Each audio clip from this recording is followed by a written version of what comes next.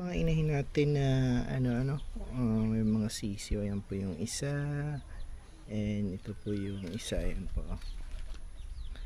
ayan po siya. Ang dami natin mga sisiyo na mga bago, kaso nga lang po, ayan, pre-range lang sila, wala pa po tayong kulungan. And meron din po ako doon ng itlog.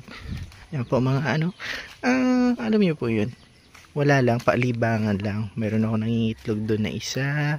Ito po yung tandang niya, nanalo na po siya ng twice. Then I have here mga Texas po siya. Ayan po, and ito po yung isa. Then doon meron ako doon nangingitlog na dalawang inahin. Ayan po siya, dalawa po siya nandiyan sa loob. Doon yung isa, and andun yung isa, Then dito meron po ako dito naglilimlim na isa nandun sa taas, nandun siya.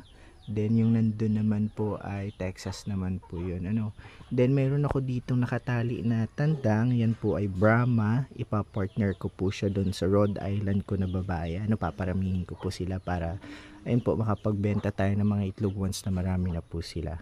So 3:30 na, time na para magbahog dito, magbahog po tayo. Sige, saboy mo dyan. Ayan po silang lahat, napakarami. Yung nasa kulungan din, bahugan mo. Ubusin mo na yung laman yan. Ayan po, yung iba po nasa kulungan pa. Ayan, nakakulong sila, pinapalahi po natin sila doon po sa kulungan, tsaka dito sa likod. Yung iba naman nasa itlugan, nasa limliman.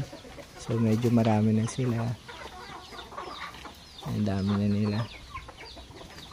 So yung Rhode Island po natin nasa itlugan, at saka yung ibang native, I think 7 po yung inahin natin na nasa itlugan po, nag-aano sila ngayon, naglilimlim. Ayan po sila.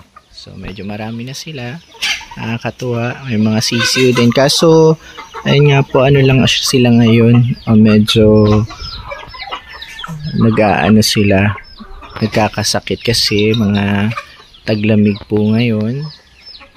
Ayan. So wala pa po tayong idea kung paano mag-alaga ng manok, kaya hindi pa po natin alam. Yung mga marurunong po pala dyan mag-alaga ng manok, ano po yung may sasuggest ninyo na pwedeng gamitin para nga. Ayan po.